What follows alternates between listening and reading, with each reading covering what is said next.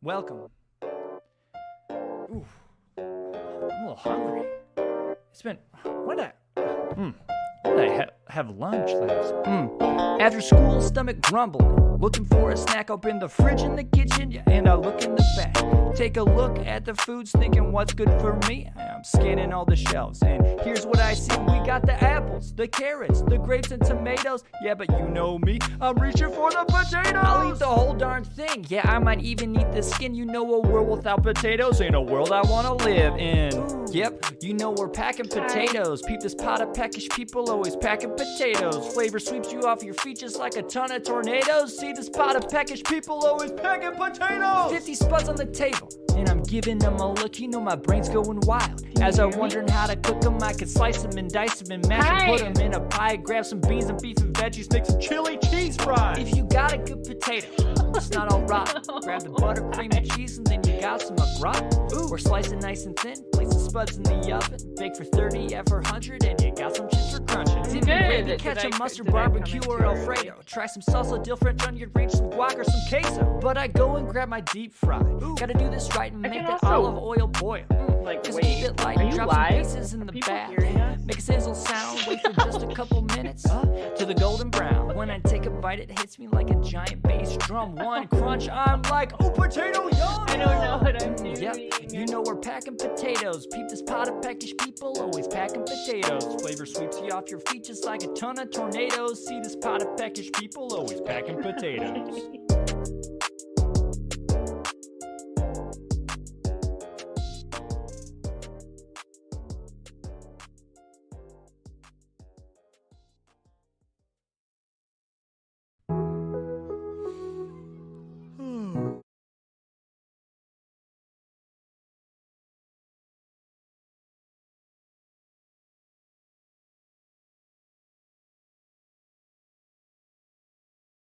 Here we go. Hello? Now can you hear me? Hello, everybody! My mic is muted.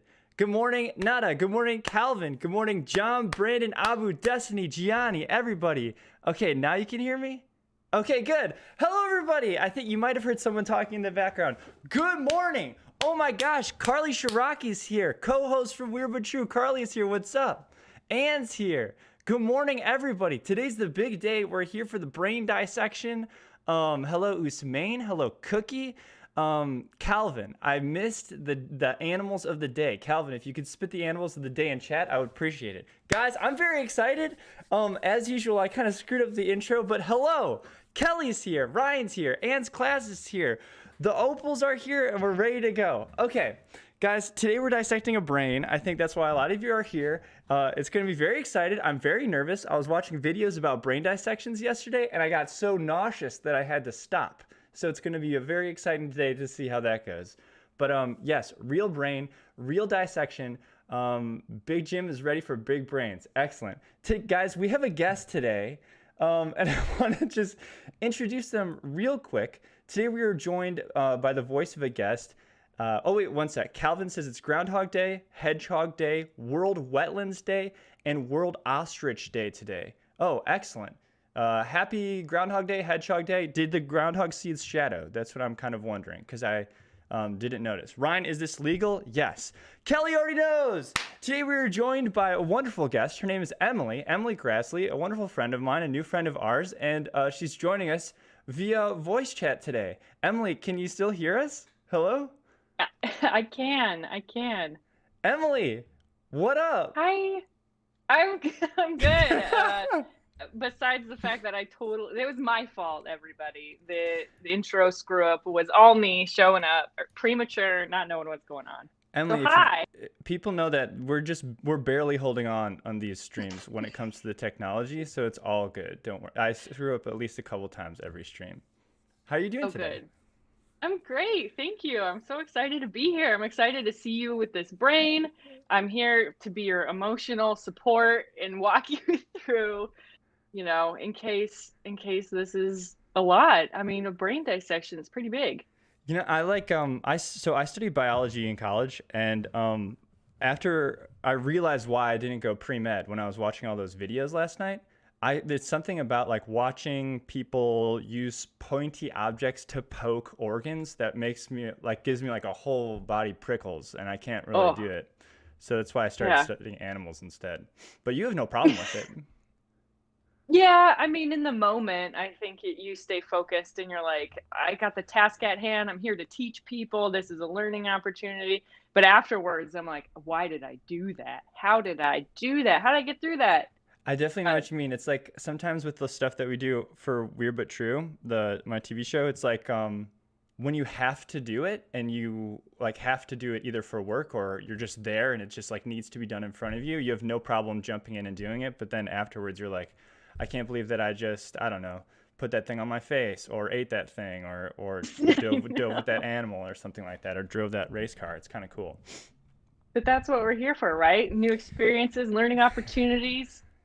Yeah, Definitely. Yeah. Can I give you a brief intro real quick? yeah.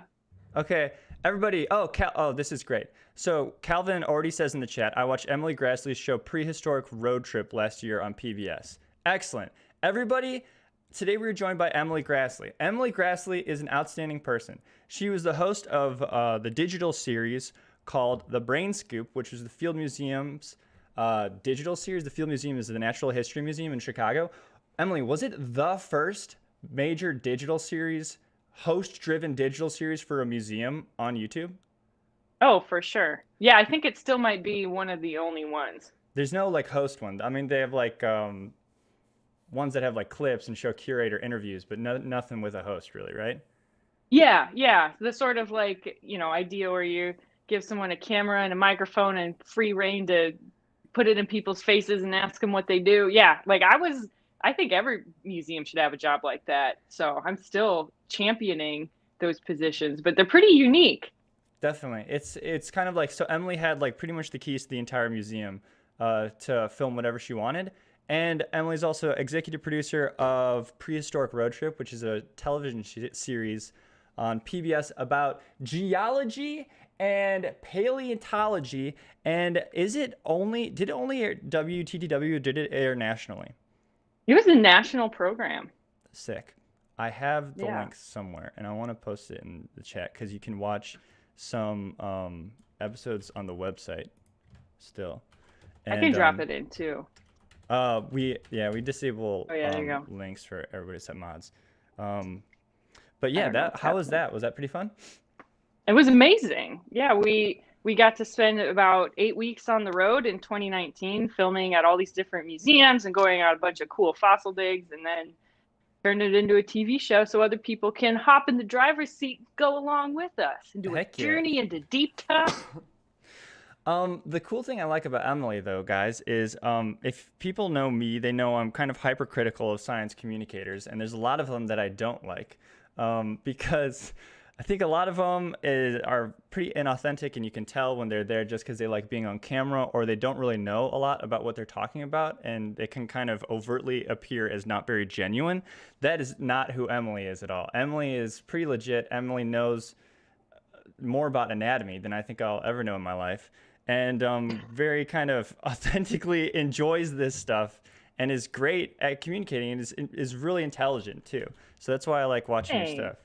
Oh, Yeah. shuck, early. Oh, Shaq. Here's your YouTube channel, which you now posted on. You abandoned the old one. What was the story with that?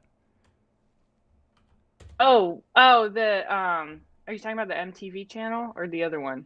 The one that you posted, I think cooking and hair tutorials on.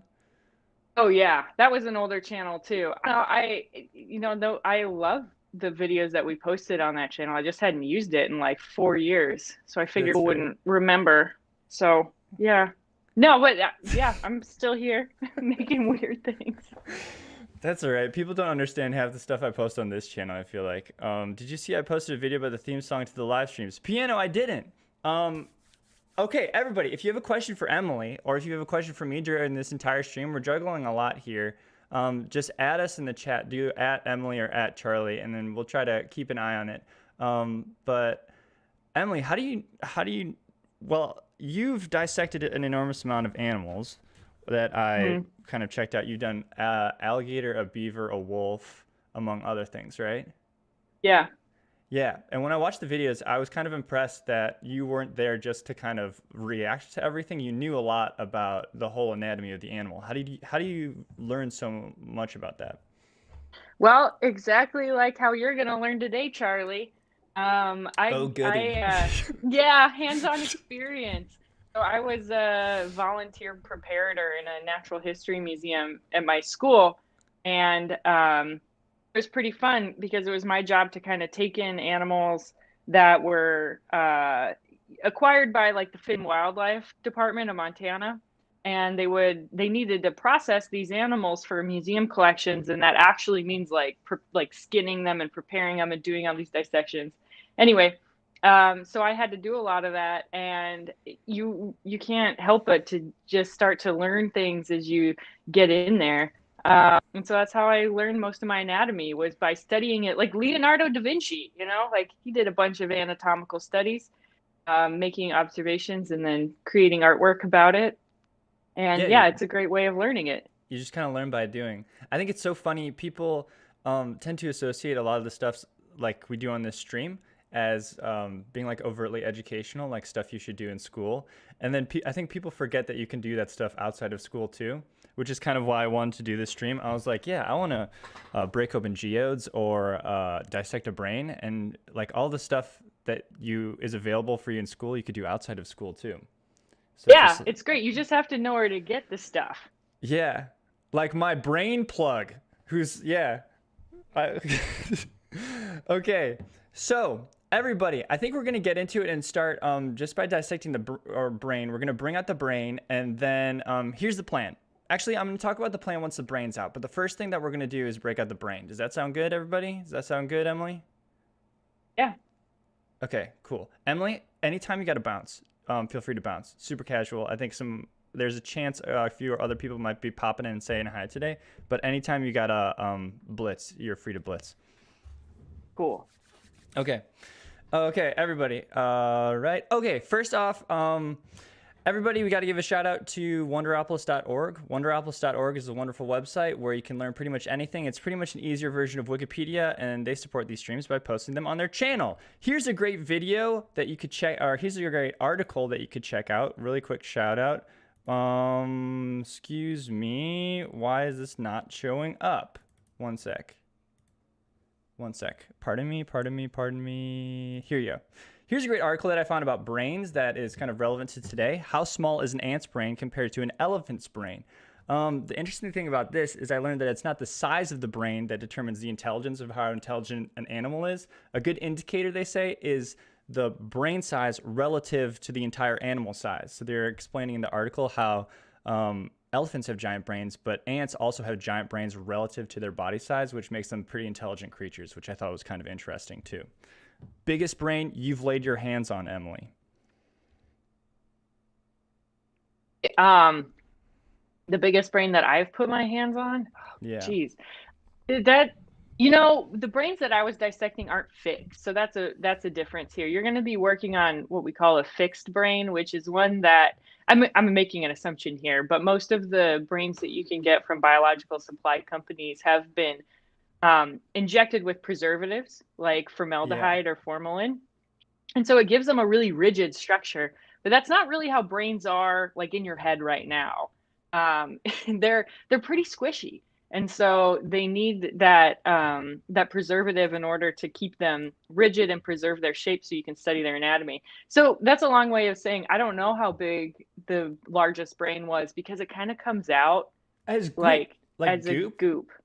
Yeah. That's so sick. So what's something that we might know that's a similar consistency to what a brain actually is? Well, here's the thing. If I start like listing things, yeah, they're all like food related. So I don't want to destroy someone's favorite food, but honestly, it's kind of like I ate earthworms last week. It's like a pudding. It's like a pudding or a mousse consistency. Like it's kind of gloopy, but you have to take like a mousse? Yeah, you can. Like wait. So on the brain, do you know how it looks like a bunch of sausages like twisted together, kind of? Does that make sense? Can you, when you scoop it, does the whole sausage come up, or do you just scoop a chunk of that sausage out? Well, it's a bunch of little membranes, right? Or not a bunch of little membranes, but a bunch of tubes that are all kind of like um, attached together. It's almost like they have a casing on them. So if you can break through that and kind of um, disrupt that casing a little bit, it'll all kind of spill out. It's Oh, really okay. kind of gross. So if you like crack the Um, membrane, it'll all just start oozing out the brain yeah, mousse. you Cool. really start to get a sense of like why you should wear a helmet when you're riding a bicycle or doing any kind of activity. Because when you start to see how quickly that thing falls apart, you're like, dang. Oh man, that reminds me. My friend Patrick was looking for jobs, and like the most common job that he came across at this time of year for whatever reason was like a biological disaster cleanup for the police after accidents, and he was like nearly gonna apply for it, but I Whoa. think it's a good thing he didn't because he would have been cleaning up a lot of moose brains on the Yep. sidewalk. It's Okay, not good. I don't know. I kind let's of crack. worry we're grossing your stream loop Guys, viewers are out. we okay? Are we at a? Is this okay? I feel like they can take it. I think we've gone worse.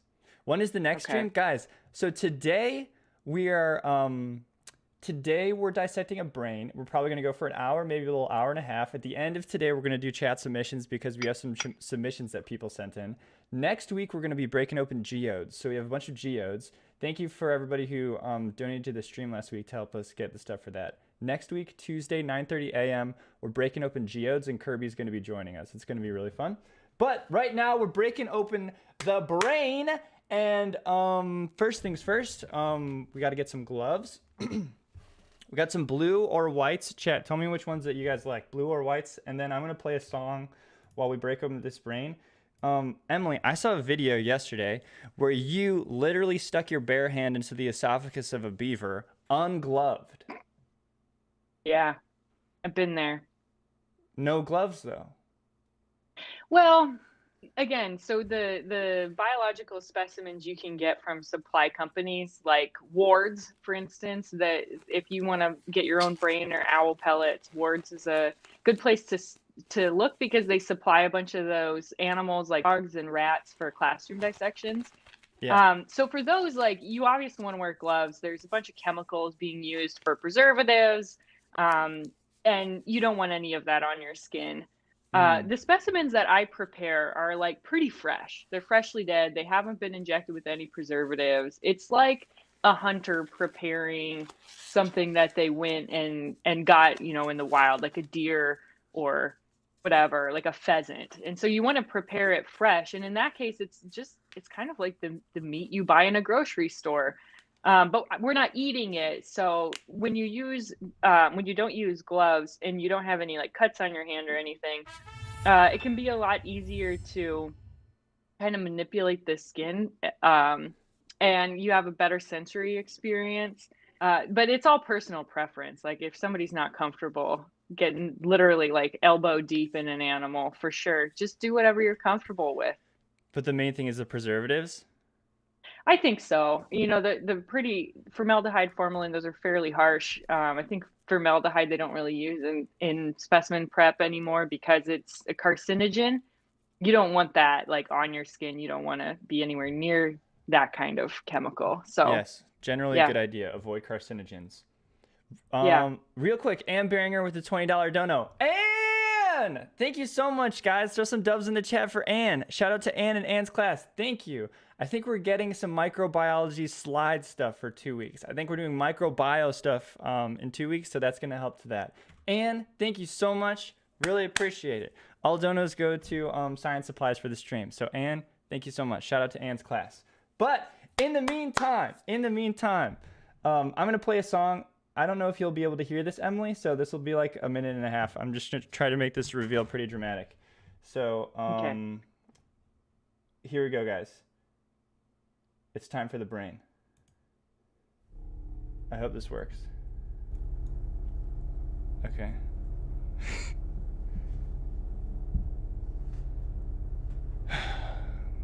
Guys, here comes the brain. Also, I saw Paul in the chat. Hello, Paul. Hello, Owen.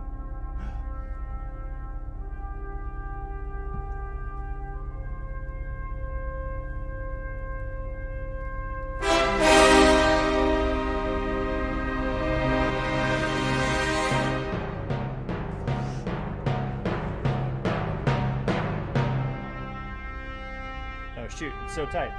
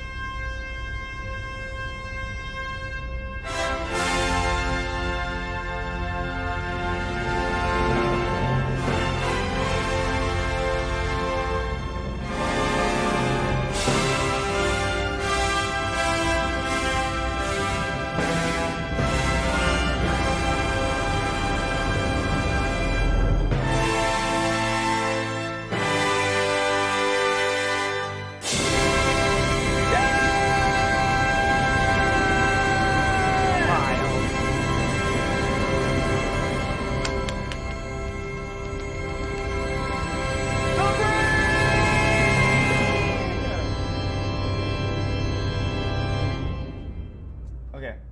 Thank you. Thank you. Everybody, the brain is here. Now we're back. Okay. Oh, wait. Shoot. Can you hear me still? I just kicked my mic. Yeah. All right, cool. Everybody, welcome. Here's the brain. Hello. There's a lot that we could do this with brain. Emily, have you ever done sheep's brain before, guys? This is what we're looking at today. Sheep's brain. I've never done a sheep's brain before. Oh, it looks great. It looks great. Doesn't it? Yeah. It sounds like you're proud of it. Like, you did so good. You look so good. Yeah, it is though. Like, it's so well preserved. When I see brains, like, they are not intact like this. They come out as like a goop. I'm serious. You can see the little you can see the loops in here, guys. It looks like an intestine all squished up and put in your head. Yeah, so like you can tell that there is some sort of a membrane on it too. And so the brains that you've had, you could never hold it like this, could you? No, it had no rigidity at all. It would like just seep through your fingers. Okay, cool. Yeah. Awesome. If it was a big enough brain, you could hold it, sort of like pieces of it in your hand. A lot of the brains I was removing were bird brains. They're very small. Like the whole bird brain thing. Actually, they're pretty big in proportion to the rest of the bird. I think I did a bird once. I taxidermied a flicker once, and I think that really? I scooped the brain out of its skull, and its tongue was crazy long. That's what I remember. Oh yeah, their tongues wrap around their brains. Yeah, they go to the back, right? Mm-hmm. Okay. Okay, this is a sheep's brain. Yes.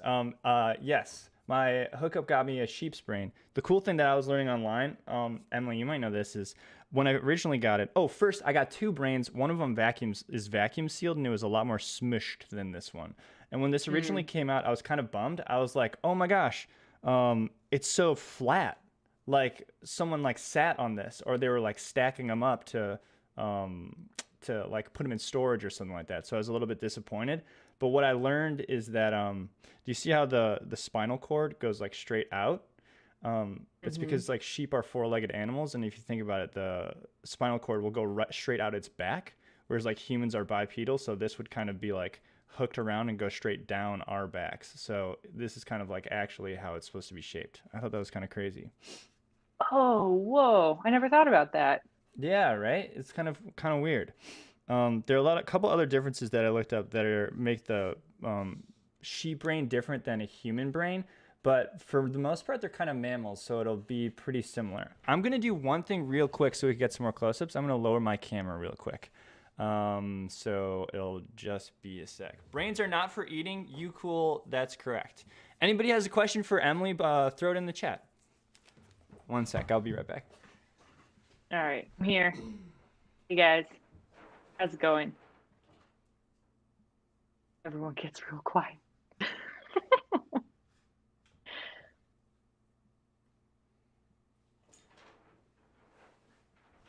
Hi. This is pretty exciting. I've never tried to acquire my own brain before, so it's pretty neat. Charlie could get this. I'm excited for this today. What kind of science stuff did I love as a kid? I've always been into the outdoor biology, exploration. I grew up in South Dakota, So it was a lot of fun outside to get to watch beautiful nature things. It was fun. Have I done fossil hunting in, is that Florida? I've never been down in Florida, but I do know that they've got a lot of really cool ice age fossils and sharks that you can go diving for. It can be fun. A lot of them wash up at the beach too. I've never been down there. I was supposed to go to Florida this year and then the pandemic happened. So, oh well. Have I dissected an elephant's brain? I have not. Some animals, it's really hard to get parts of their anatomy for dissections. Like, how often does an elephant die in North America? Like, it'd be really hard to get that sort of thing. And if you get like an elephant that dies at a zoo, oftentimes they'll want to do a dissection to try and figure out how it died. So never looked at elephant brains. Have I dissected a human brain? I have not. I've never done a human dissection. I don't know how I would feel about that. My favorite nature related relaxation activity, hands down, birding. I love birds. I have a bunch of bird feeders in my yard. Actually, this year I have parakeets at my bird feeders, and I'm in Chicago, so that's pretty exciting. Hey Charlie, do you parakeets up where you're at? Parakeets? Yeah, did you know there's a population of parakeets that lives in Chicago year round? Year round? No way. Yeah. Yeah, they're Like the called ones in monk San parakeets. Francisco? Yeah.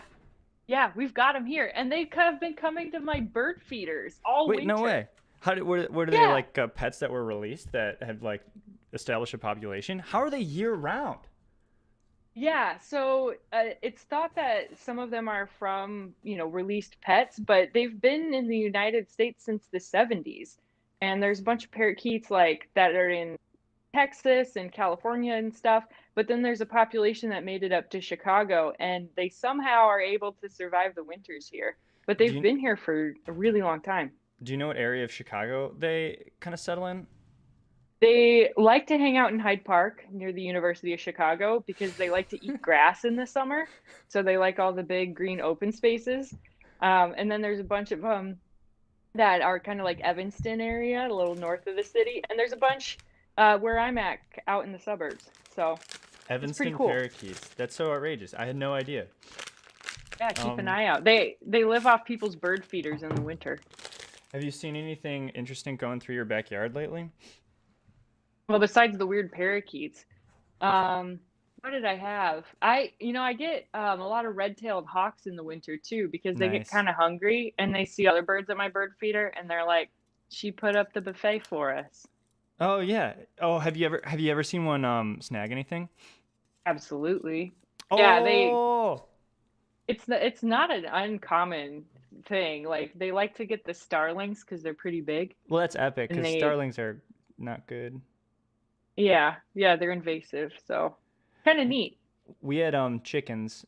We have chickens, and we had one of them nailed one of our baby chickens. It was pretty epic. Me and my Oh dad were in the backyard, no. and we were like, "That was the coolest thing ever!" And then my dad's like, "Don't tell your mom."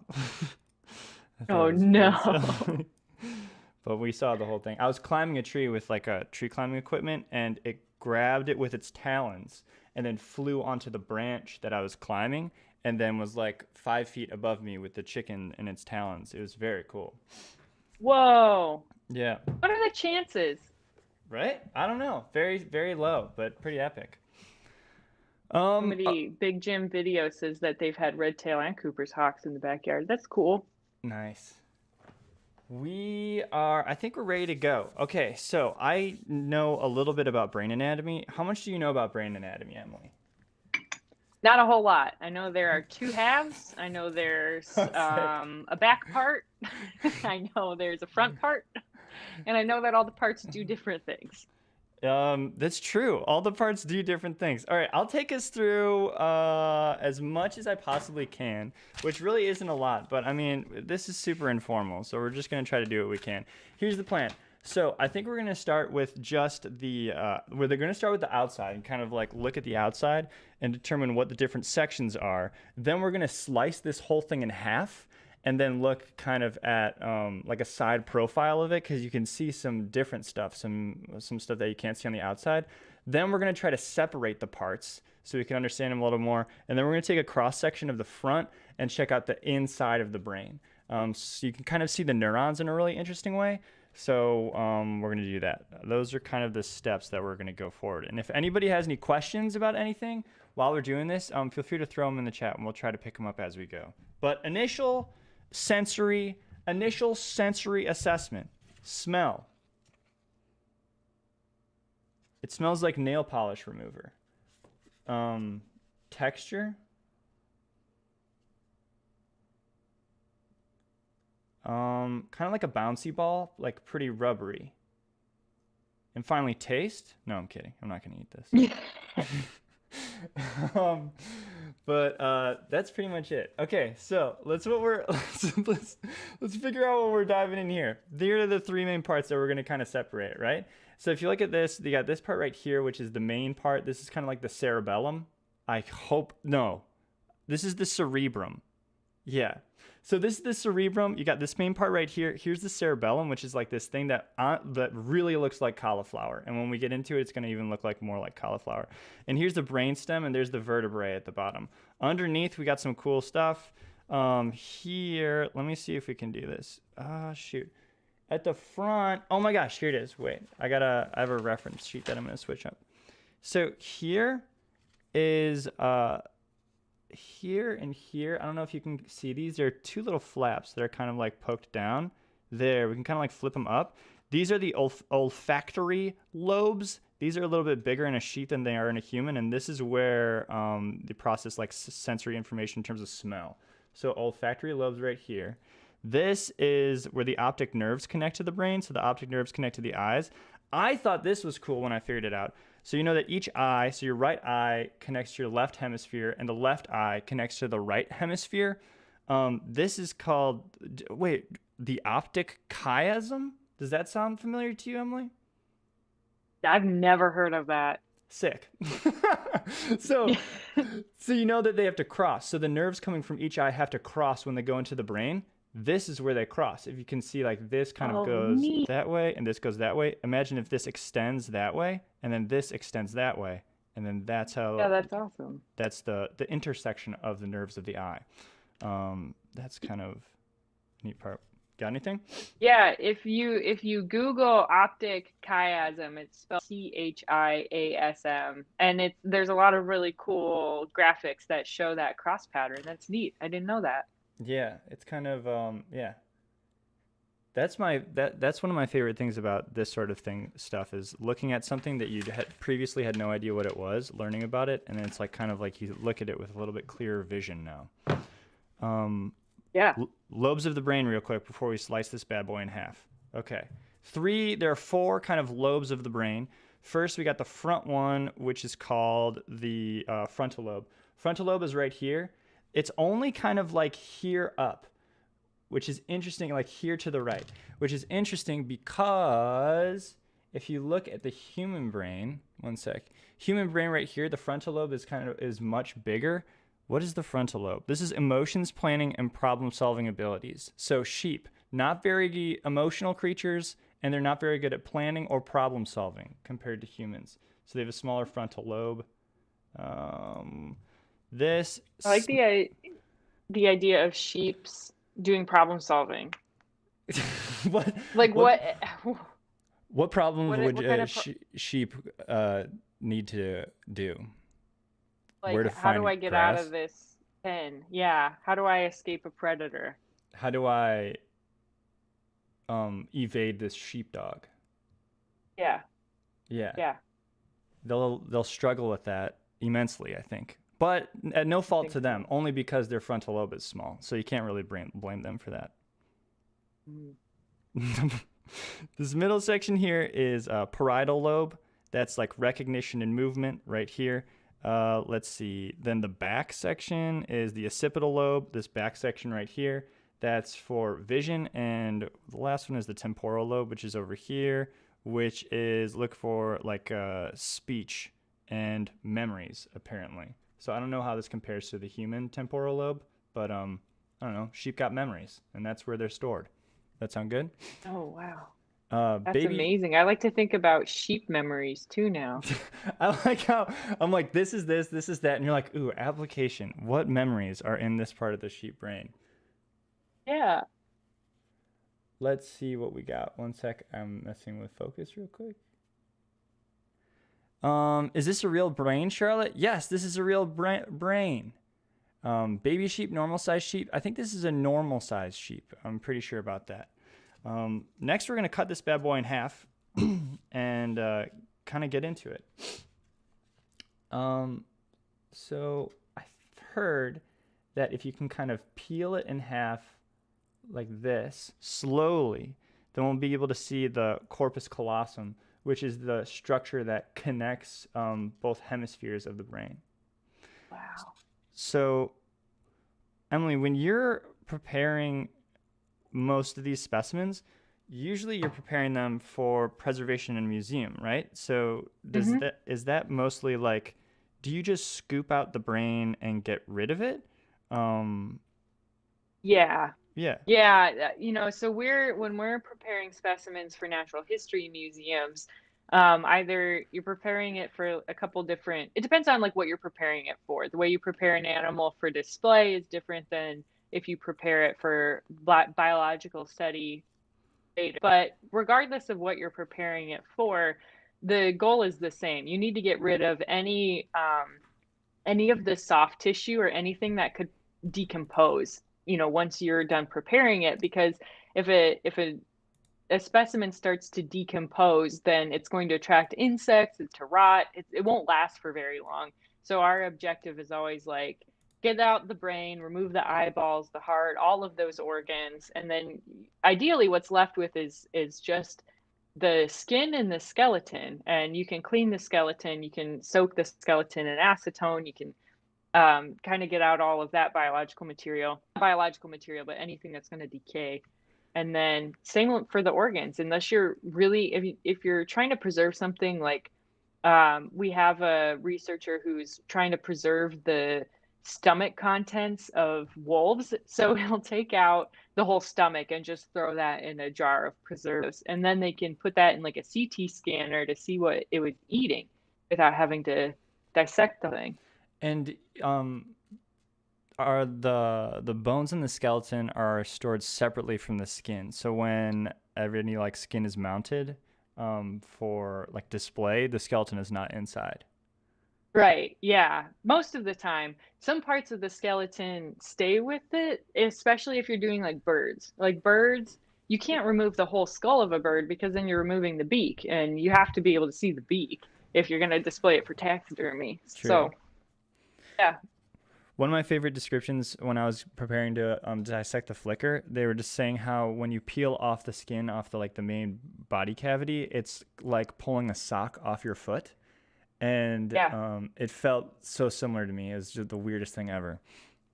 Just kind of Yeah. like folding it over on itself and just slipping it out, but you're slipping the skin off a bird. It's crazy. I know. You start doing dissections and you're like, "Oh my gosh, like all of this stuff is so fragile. It's so much more fragile than you would think it is." Dude, you have some great quotes though. If you go to the Brain Scoop and watch Emily's dissections, you just like scan through to random parts of the wolf dissection or something like that, and you're like, I feel like I'm seasoning a steak, or you're like shoving your hand inside some tube, or you're like saying something like that. It's pretty It's funny. fun. Yeah. Yeah. Um, if you look in here, I don't know if you can see. So before we cut this apart, you'll see that the two hemispheres are totally separate. They're not attached at all. Besides that thing way down in the middle, that's the corpus callosum. That's the one structure that bridges the gap between the two, and that's how they communicate with each other, which is kind of Wow. interesting. Did you ever take a psychology class, Emily? I did not. I'm pretty sure I might screw this up. So there's this condition that they call phantom limb syndrome. Anybody knows what I'm talking about? Let me know if I'm wrong in the chat. Where people who've had like limbs amputated will have extreme amounts of pain in that limb, even though it's gone for whatever reason. And I don't know how they settled on this, but someone did a surgery where they severed the corpus callosum in the patient's brain, and for some reason that pain disappeared, which is wild to think that that's like a surgery that they thought to do and actually did for a while, which was like split people's corpus callosums inside their heads. Oof. That's wild. Okay, let's give this guy a good old slice. If you can't look during this part, don't worry, because these are always kind of the parts that I had trouble with when I was watching the videos online. Somebody asked if you can eat brains, and yeah, there are some areas of the world where people eat brains. Like you can get brain tacos in parts of Central America and Mexico. But there's also like I haven't ever eaten brains. There are some like additional health considerations for eating brains. Like it's not, you just got to be a little bit careful how they're prepared and where they're from. That's like we were talking about yesterday when we were eating those insects. And I think people, when you hear about eating insects, people think that people just like grab something squirming around on the ground and just start chomping on it. But the reality is that they are often like chosen and prepared and kind of cooked and add spices in a very specific way to make them edible. Yeah. All right. So we sliced through this brain. It was very much like cutting through an Easter ham. Pretty same consistency. No problems there. Let's see. Look, what's the best half that we're gonna work on? I think I like this half better. So actually, yeah, I think we're gonna do it this half right here.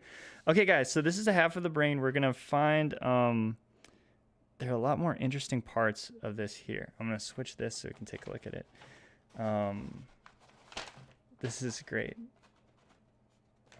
Where's my diagram to help me out with this brain half? Here we go. Okay, so cerebrum, cerebellum. So first things first, this is the cerebellum right here. This is like low processing thinking. Actually, not any thinking at all. I'm pretty sure this is like involuntary movements or something like that. But the interesting thing about this, which I think, ooh, shoot, I hope, can we get in on this? One sec. So another name for this section, which is going to be very hard to see. I don't know if you could see this.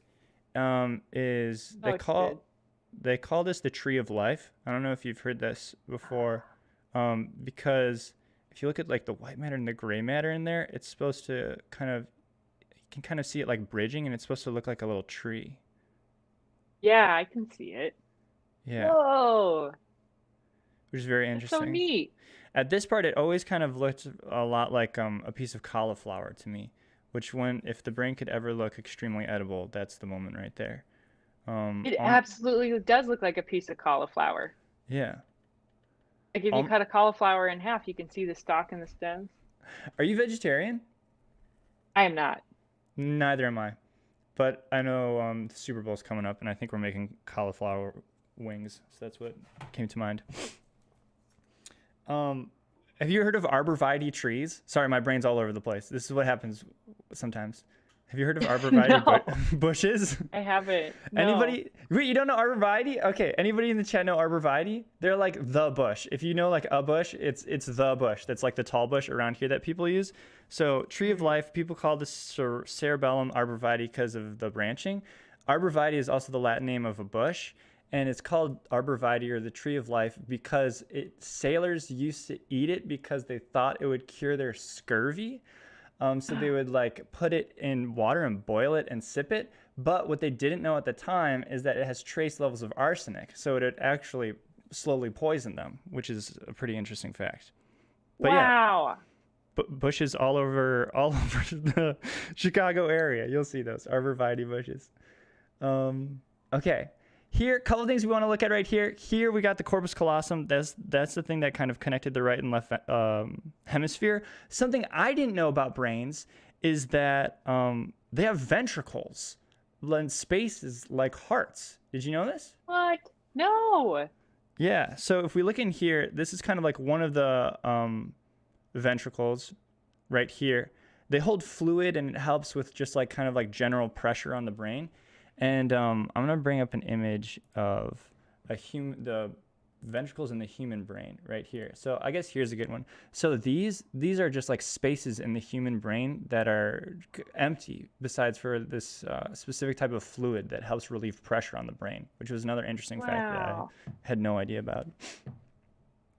Well, it makes a lot of sense. I mean, for like cushioning and that sort of thing. If you realize like you're moving around a lot, like if you move your head back and forth, you're like, oh, I got to something has to keep the brain stable, and so that's not always squishing itself in your head. Yeah, and some sort of also like protection, especially knowing that usually it's not this like tough stuff substance. Usually it's mousse-like in texture. I don't know, for some Wow. reason that Yeah. makes sense to me. Yeah. I get it. I get it. I'm on board. Okay. Next things up, we're gonna talk about the brainstem. Check out that real quick. One sec. I'm bringing up my notes so I know what to talk about here. Okay. These are the parts that I don't really know about that well. So here are this part is the brainstem right here. So this is the cortex of the cerebrum. This is the cerebellum. This is kind of like the brainstem right here. And these are called like subcortical structures. We're going to split all of these parts. We're going to just like separate them all from each other. But here, from the vertebrae forward on the brainstem, we have a couple little bumps. It's kind of hard to tell. I think it's easier to tell if you kind of look at like this, maybe. Yeah. So we got our first bump right here. This is the medulla oblongata. Then we got the pons right here. And I think this is the thalamus. I'm trying to remember what they do. I think the medulla, this little bump right here, it's very wide. I don't know if you'd see it. This little bump, it's the control center for hearts and lungs. That's what I got.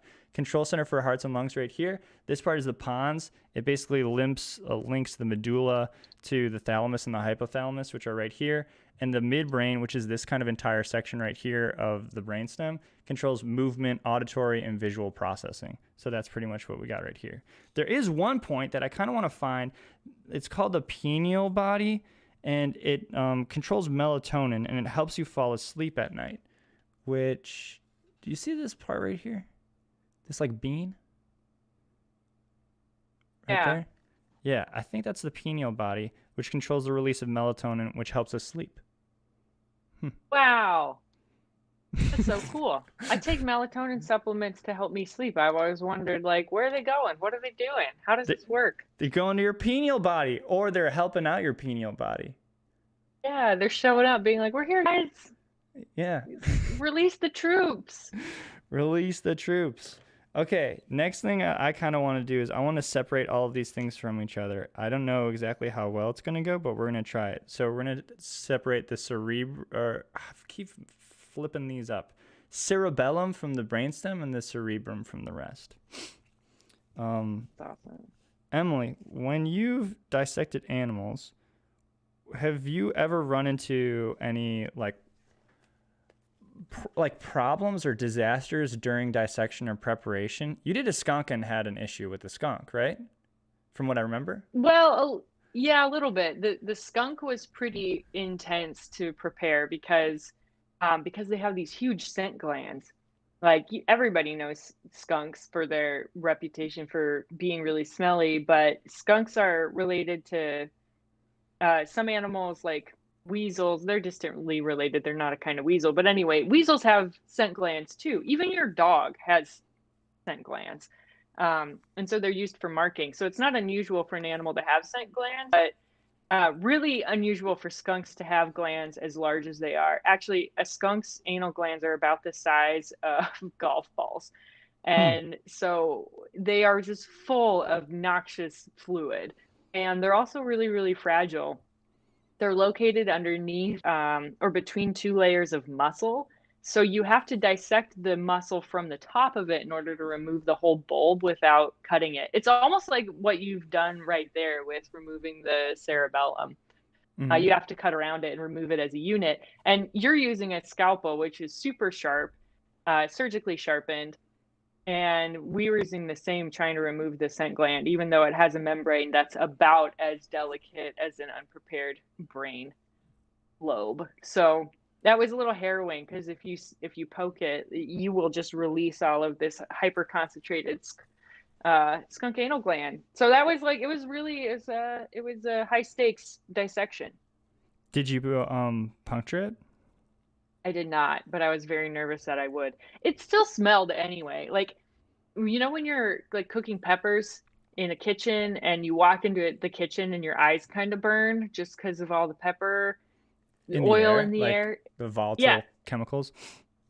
Yeah, it was like that being in the room with the skunk dissection. Like your eyes Mm. burned. Your mouth, you could taste it in the back of your throat. Mm. It Did was your did your nasty. clothes smell like it when you left? I did, yeah. I was a commuter, so I was on the train home and people were definitely giving me side eye. That's yeah, that's not good. Um any other dissection stories you got? Oh, I've got tons of them, but yeah, I mean the skunk was a little interesting because we opened up its colon and found a bunch of trash wrappers that had eaten like a Oh, Snickers wrapper. that's so sad. Yeah, so that's sometimes sad. Another kind of sad one was I prepared, I think it was a coyote at one point, but you open it up and all of its organs is green, like really, really bright blue green, and it's because it ate poison. So No. yeah, so sometimes, yeah, you'll see stuff like that. So it's like it's not always like things that have to do with the animal itself, but sometimes you see that evidence of human animal interactions that can be it can be a little surprising. You know, you're like, I wasn't expecting this, but then you see it right there. Like animals that have a lot of healed injuries, like an animal that got hit by a car might have an injury on a limb or on one side of its body, and then you see how it rehealed. But you're like, it's amazing because you're like, nature's pretty resilient, you know? Yeah, no, without a doubt. We when I was what are they called? A docent. When I was a docent at a natural history museum in Michigan, we had people would ask us all the time how we acquired all of the specimens. And I Hmm. think people think that you're still like going around and picking stuff up and just like capturing them and then putting them in the collection. Um, that's not typically how it happens anymore, correct? Not, yeah, not very often. It depends on what animal those researchers are looking for. So, a lot of the research happening in natural history museums where they are specifically acquiring animals for collections is like rodents. You know, there are so many Oh, more different kinds of rodents than there are large mammals. So people might not be going out and collecting like bears or mountain lions, but they might be collecting, you know, your endemic rat or looking for other like small mammals like shrews or moles. So animals that people kind of assume are pests anyway, but that we okay. still don't know a lot about because they've just been overlooked.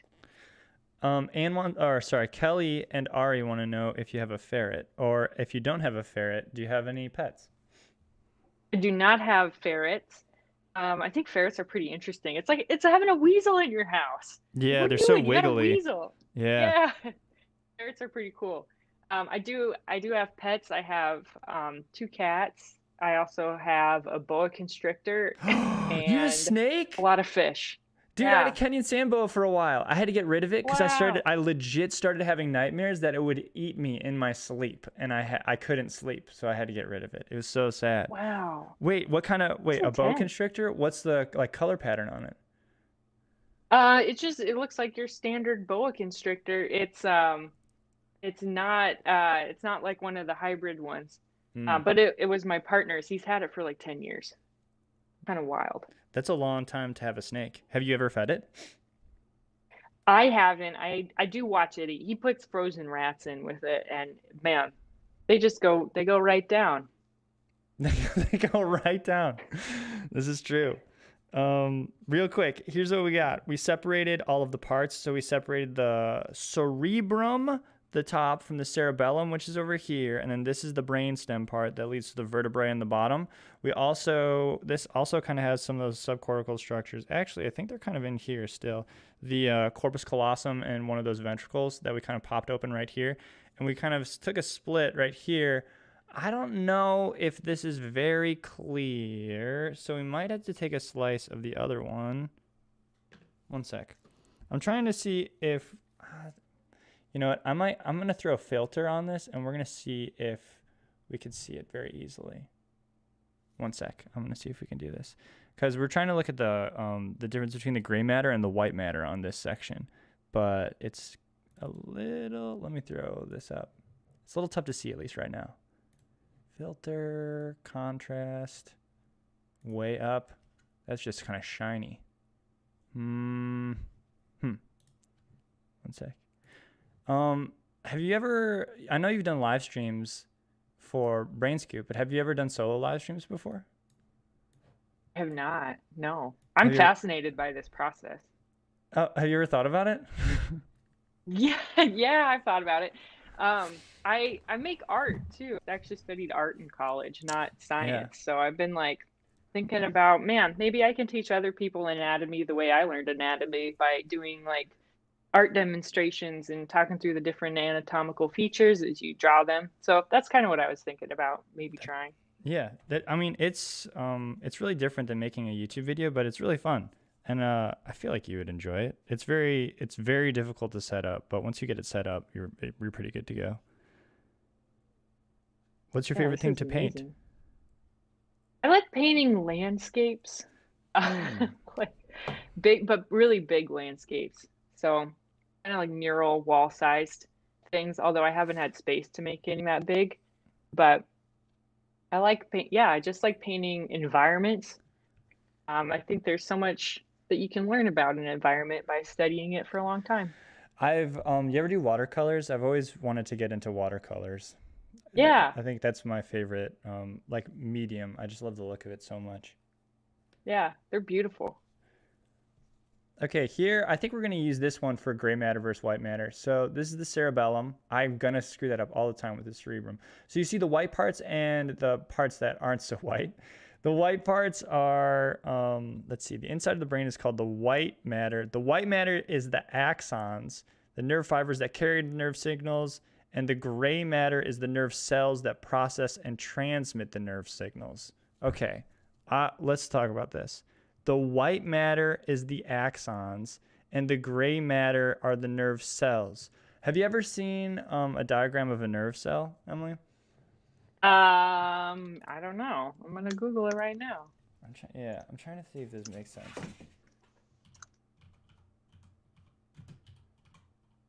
Oh yeah, I've seen one of these before. You know, you start to get in some of these neurological anatomical things, and it gets so abstract. Like my brain I can't understand what's happening in my brain.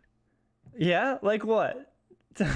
It's you look at these things and they look like some alien architecture, and yet this is nerve cell. Like you probably have billions of these and they're working all the time whether or not you are conscious of it. And it's like a little overwhelming, you know? Definitely. I think that's how I feel when people talk about astronomy a lot and how insignificant we are on Earth. My brain just like shuts down and it's like, no, Charlie, you don't want to process this because you'll have an existential crisis. I know. They're like, it's a Tuesday and you have laundry to do today. We do not have time. Yeah, it's like, let me show you how little we matter by telling you how small Earth is compared to the size of the universe. And you're like, oh, please, no. I'm just trying to like get through today, man. Yeah. So, okay, axons. Let me see this axon, the axon, nerve cell. Okay, so a nerve cell looks like this. I think I can kind of make sense of this. Internet window here. So this is a nerve cell right here, and this is the cell. Where's my mouse? This is the cell portion right here. The axon is this really long section right here that communicates with neighboring cells, and they have little spaces between them, which little chemical things like tiny little nerve confetti pops from one onto the other, and it transmits a signal. So I think the axon is just like the really long section of the cell. And if this description is correct, one sec, as I flip this over, the white parts are the axons. The white matter is actually made of axons, nerve signals that carry the nerve signals, and the gray matter is the nerve cells. Okay, sure. So I guess that makes sense, because if you think of this kind of looks like the veins of a leaf or something like that. And if you think of the veins of Yeah. the leaf are kind of like the highways for chemicals throughout the vascular system of the plant tissue.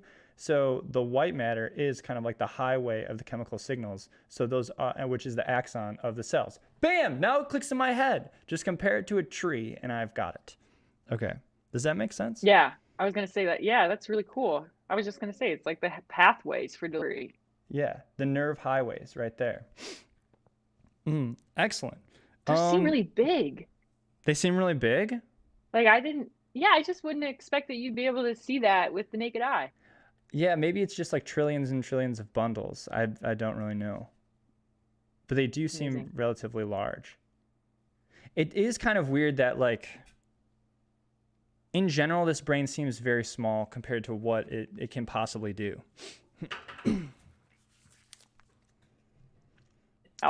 So much that you're not even aware of. That's what I think about too. Like your brain is still controlling all of these functions and doing all of these things for you without you even being cognizant of it. It's like I don't know if you've come across this. Looks kind of gross. I'm not gonna lie. This just pile of brain parts. I don't know if you've come across this when you're writing scripts or anything like that. But I think that everybody will find when you start researching a particular topic in science, you can go through to different levels of how in depth you're looking.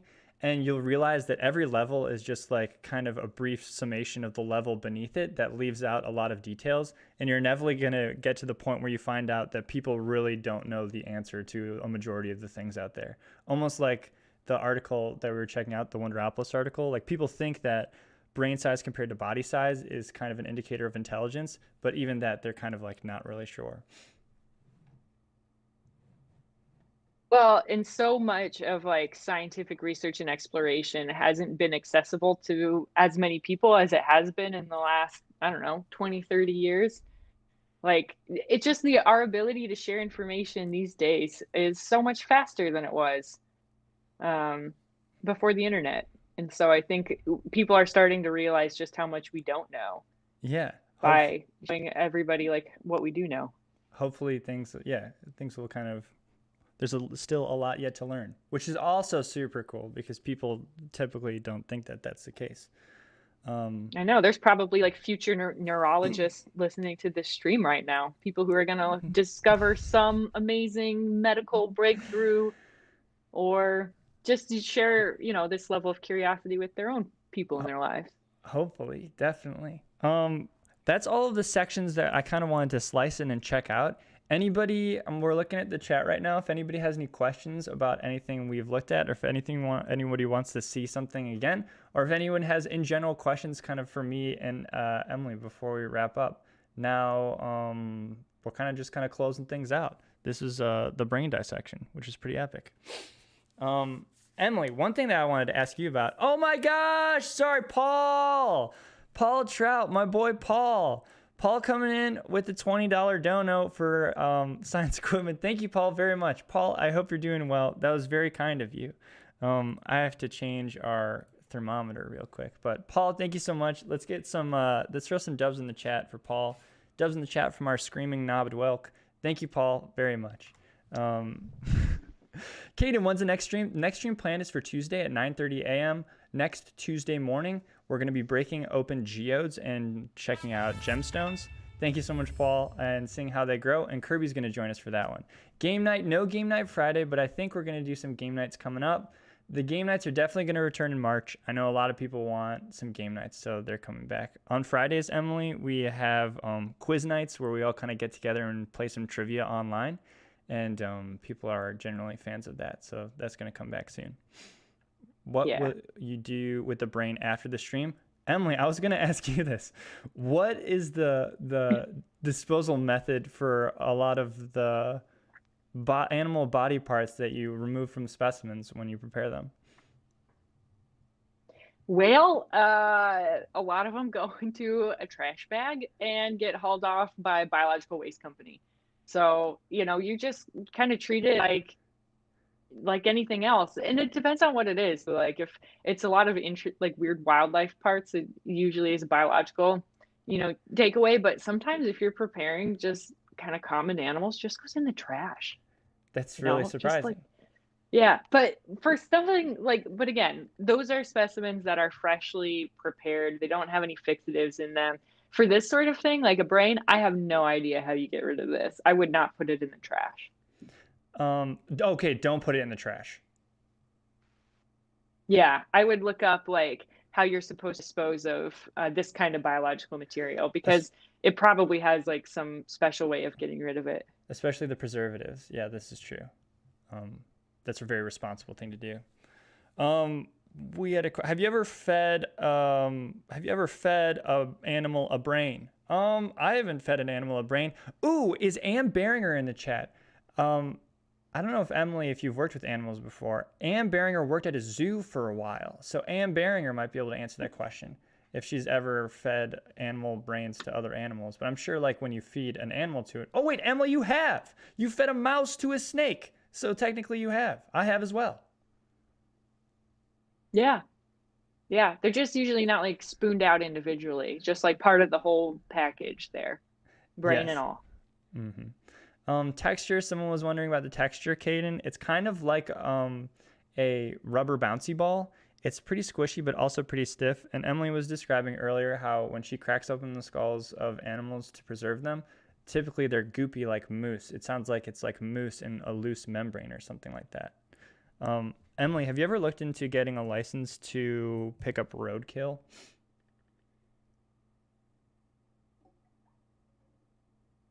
Need a salvage license or a permit. It depends on what state you're in. But if you are working with a nature center or a rehab center or a natural history museum, usually you can get a copy of their salvage permit and put it in the glove compartment of your car.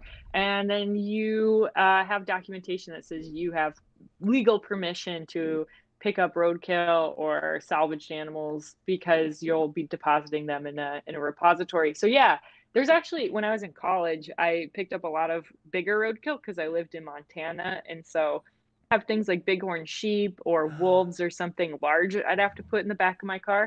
So I would drive around with some dissection and prep tools in my vehicle, like garbage bags, and had a big pair of rubber gloves and scalpels. And so one day I was parked outside of my apartment and my car got broken into.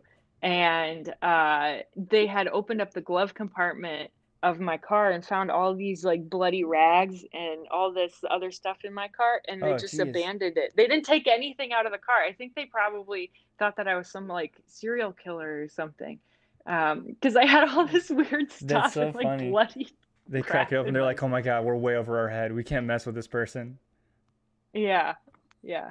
So, Have you ever done but it yeah, here in it's you. Chicago? I have not. I was part of the permit when I worked at the Field Museum, so that I'd go pick up the occasional thing and bring it into work. Especially dead birds. Like Chicago has a dead migratory bird problem because of Yeah. all of our skyscrapers and stuff. So there's a ton of birds that will die from flying into those skyscrapers. So you can find dead birds all around the city streets, especially like in the peak migration times. And so if you ever find a dead bird in Chicago, throw it in like a plastic bag or a lunch sack, stick it in your freezer, and then bring it to the Field Museum next time you stop by. The Field Museum has that one display case. At least I remember it a very long time ago, where they had all of the birds that flew into one, like the John Hancock Building or something like that, over a certain period of time. Am I right about that? Yeah, And it's just like an yeah, insane. yeah. It's The diversity is insane. amazing. You don't really the birds that you see at your feeders are just the tip of the iceberg in terms of the birds that pass through during migration. And it's a lot of birds. It's like 7,000 birds a year die from flying into buildings alone. So Ugh. it's a lot. Yeah. We had a question about where's the pituitary gland. I looked it up real quick. Pituitary gland is like the master gland that I think controls hormones. I'm not really sure about that. Someone correct me if I'm wrong. But the pituitary gland typically dangles. I'm trying to think. It typically like dangles right here near the optic chiasm, that cross section of the optic nerve. And I think it was removed from this one because wait a sec. Wait a sec. Wait a sec. Where's my probe? Where's my probe? I think I just found it. No. Okay, unless it's like this little nodule right here, I'm pretty sure it's gone. One sec, let me figure this out. No, I don't think this is it.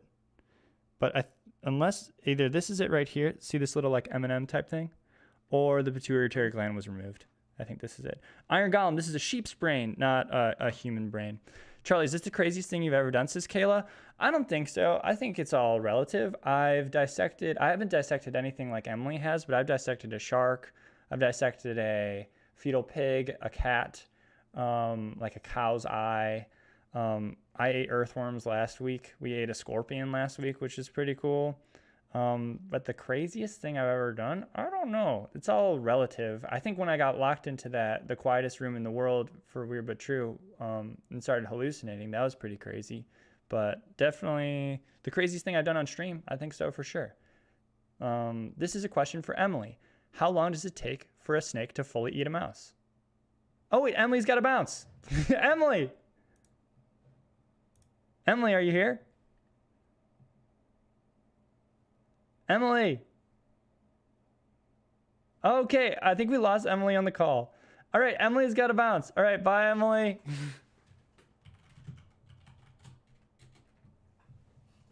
Okay, answers the pituitary gland is at the base. All right, Emily, if you can still hear me, thanks so much for stopping by. We really appreciate it.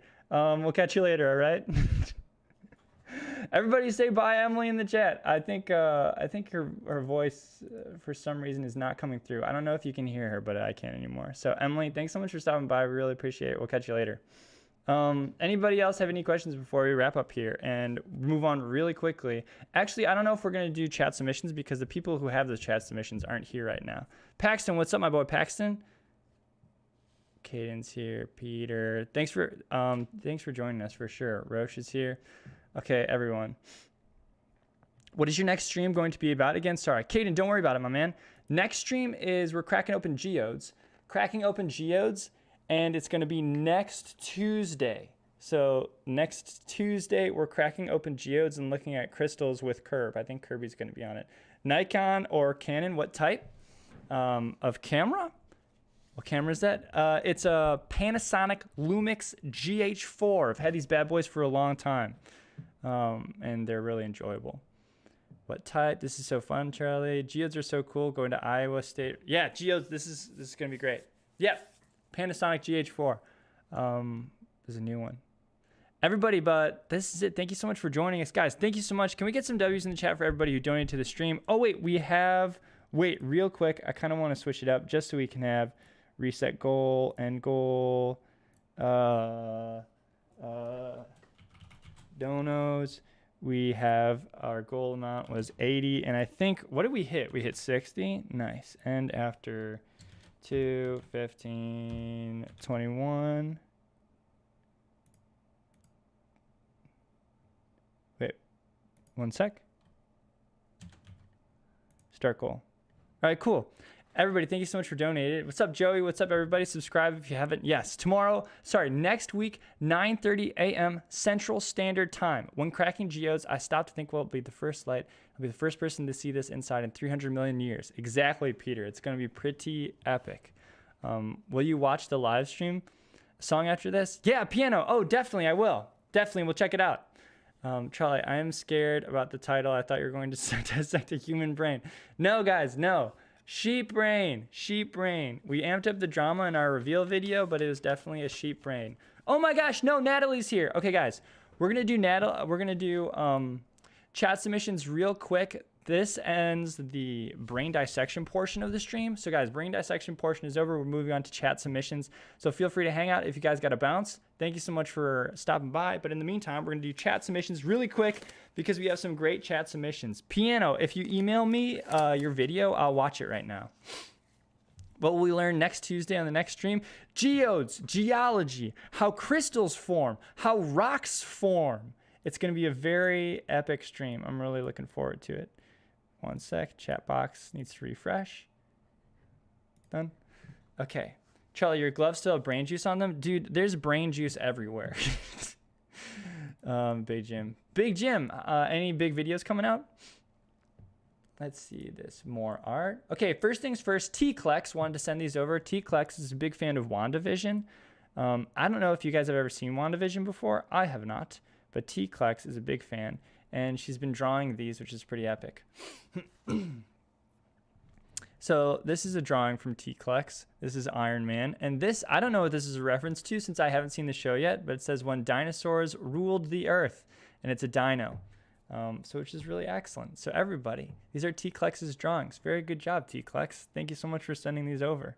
One sec while I bring up the next one. The next one, Natalie sent Natalie sent a poem that she would like us to read on stream, and it's a poem, everybody, about my bald head. So here we go. See ya, Nalechi. Thanks for stopping by. They bought Dinosaur to Disney Plus, the show about Baby Sinclair. Oh, nice. Dude, that's from Jurassic Park? Okay, it's from Jurassic Park. Big Jim, I haven't seen Jurassic Park either. Sue me, okay? I'm sorry. I haven't seen it before. What was the brain preserved in? The brain was preserved in this jar of fluid right here with this, it has a special sort of fluid inside that's supposed to allow it to keep for a very long time. The cool thing is I have a second brain that I think I'm going to put in this fluid and then keep in the background, maybe on the windowsill or something like that. So we're just going to kind of have a sheep brain on set. It's going to be really cool. Have you ever watched any TV shows other than Saved by the Bell? Yes, I have. I've never even seen Saved by the Bell. I posted a video yesterday of a steam train running in the snow on Sunday. Oh, Big Jim, awesome. Did you film it? That sounds so sick. Okay, everybody, without further ado, this is Charlie's bald head. Okay. Annalise got it. We're going to watch right for this. Charlie's bald head by, I believe, Natalie. Is it Natalie Miller? Is this by Natalie? Yes. By Natalie. A poem to Charlie's bald head. Ahem. Now, here we go. Charlie's bald head. Now, some of you might wonder, what just does it look like under Charlie's hat? Well, listen closely. The story is worth a trophy. To the wonders of his head. You might watch all his shows, coming to no avail, but then you decide to Google him, and you stop and stare. For what's under the hat you have found is hair. What a glorious day for the entire nation, for that hair is hair. Some might believe this is not true. Some think it's a lie. Some prefer to trust their eyesight. Others believe it. Others can see it. Others have two eyes. If you can see it and believe it, then you might know, yes, it is so, that under that hat is hair. Wow. Dubs in the chat for Natalie. For everybody who doesn't know, I haven't taken my hat off on video, I think in like 2 years. Natalie, bravo. Bravo. Incredible. There is a very big mystery about what is under my hat. Some people say it's a cat. Some people say it's another hat. According to Natalie, it might be hair. There's hair under there, but some might say where? Where's Charlie's hair? Well, it's under there. I have a little hair under there. Head reveal at 10,000 subs. I'll tell you that much. 10,000 subs, then I take off my hat. Last thing that we're going to do today, anytime you see me with hair, it's from a while ago. It's from a couple years ago. Take your hat off. Peter, I take my hat off at 10,000 subs. Annalise, I got your video. Robot Charlie live stream intro. Oh my gosh! Guys! Okay, Piano Opal has a YouTube channel, Piano Opal. Piano Opal is one of our viewers right here. Brother to Annalise and son of Patricia Mama Opal. Piano is an incredibly talented pianist. And here we go. We're going to watch his latest video, which is the live stream intro song. Let's go. Let's check this out. Piano, there he is right there. Here we go.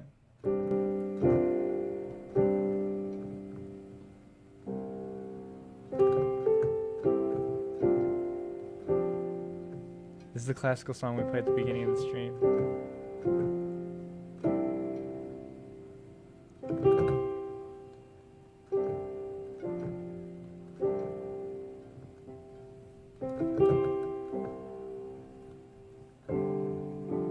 This is very nice. Oh, there it is. Piano, you're getting really good at the piano. Take it off. I'm not taking off my hat, guys. Yeah, dude, piano's super talented. Check out his YouTube channel if you want to see piano music. He also does some stuff on an accordion. A lot of creative music videos. It's really nice. Elijah, it's not coming off. It's not coming off. Also, piano, I love that there's a pile of Legos over down here on the left. Oh wait, no, I missed it. Here, let's go to your channel. Okay, shout out Piano's channel right here. Let me share this. Share, copy, paste in the chat if you want to check out his stuff. Piano, excellent. I might be using this for my intro sometimes, I think. Oh my gosh, guys, if you can go to Piano's YouTube channel, he's at 93 subs. He's gonna get to 100 in like 2 weeks. And Piano does game nights on Fridays too. Trivia. Excellent job, Piano. Excellent job, everybody. All of our chat submissions. Thank you guys so much. Thank you guys so much. I think that's it. I think we're gonna wrap it up for today. So shout out to everybody who donated today. Thank you so much. Next week we're doing geodes, which is gonna be super fun. Let's get Piano to 100 subs. Let's do it. What's up to Roche? Thank you so much for visiting, guys. Thank you so much for Emily for joining us today. Shout out to Ruckus. Shout out to Roche. Thanks Big Jim for staying here. Shout out to our mods Nada and Patricia, Kyla, Star, Piano. Everybody who is here still, everybody who visited, thank you so much. I think we're going to wrap it up. I don't know what song to play at the end. Do you guys want to hear Potato Rap or the Weeknd song? Perfect Day? I think we might play Perfect Day because I really like that song. We're going to play Perfect Day even though it's not the Weeknd. But thank you guys so much for seeing here. Oh yeah, Carly Shiraki was here. Thanks Carly for stopping by. And Paul Trout. Thank you guys so much. We will catch you later. And Kelly and Ari, bye Kelly and Ari, thanks for being here. But I'll see you guys next time. Thanks so much for stopping by and sticking around. I had a good time. You're the best. See you next time, guys. Ta-ta!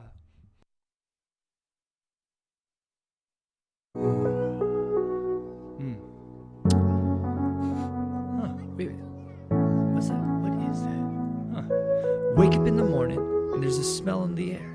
Something nice and fluffy that's not usually there, so I roll out of bed, head to the kitchen. Right on the stovetop, there's bacon that's sizzling. I'm like, whoa! Are these for me? Mom's like, yeah, why wouldn't they be?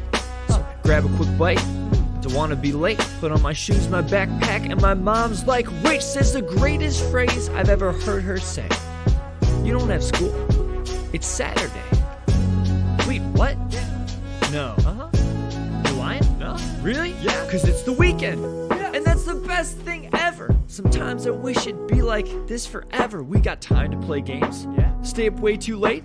Do all our favorite things. This is gonna be great. So let's call up our friends, Patrick, Casey, and Kurt. Hello. Guys, it's the weekend. Come on. Spread the word. We got nothing to do. Not a thing in our way. So let's hop on outside and have a perfect day. First, we'll head to the zoo, because they got hippos there. Have a proper tea party and tie bows in our hair, then climb a big building with 2 giant tubas. Play hopscotch on top, then we'll shout out some ubas. Let's go tip some cows, search spooky ghost trees, make some pineapple pastries, then Google some cheese. We can howl at the moon or invest in some stocks. We can go to Hogwarts and paint moons on our socks. Cause it's the weekend, and that's the best thing ever. Sometimes I wish it'd be like this forever. We got time to play games, stay up way too late, do all our favorite things. This is gonna be great. So let's call up our friends, Patrick, Casey, and Kurt. Guys, it's the weekend. Come on, spread the word. We got nothing to do, not a thing in our way. So let's hop on outside, have a perfect day. Ooh, what should we do first? Let's go find that hippo. I want to have a tea party. That's a good idea. Yeah. Hey Pat, have you Googled cheese yet? Let's do it. No. All right, let's get cracking. Which way is the zoo? I think it's this way. Right. Okay. Is it with a Z or S? Welcome Ooh, I'm a little hungry. When did I have lunch last?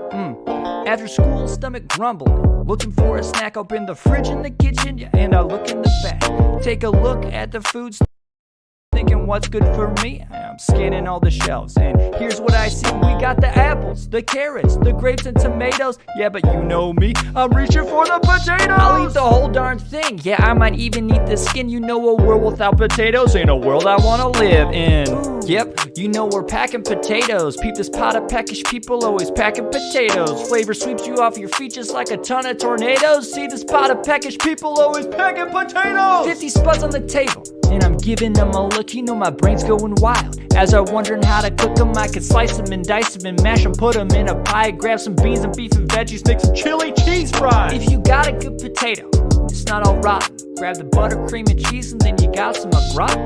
Or slice it nice and thin, place the spuds in the oven, bake for 30 at 400, and you got some chips for crunching. Dip in gravy, ketchup, mustard, barbecue, or Alfredo. Try some salsa, dill, French onion ranch, some guac, or some queso. But I go and grab my deep fry. Gotta do this right and make that olive oil boil. Cause I keep it light and drop some pieces in the bath. Make a sizzle sound, wait for just a couple minutes to the golden brown. When I take a bite, it hits me like a giant bass drum. One crunch, I'm like, ooh, potato, yum, yum. Yep, you know we're packing potatoes. Peep this pot of peckish people always packing potatoes. Flavor sweeps you off your feet just like a ton of tornadoes. See this pot of peckish people always packing potatoes.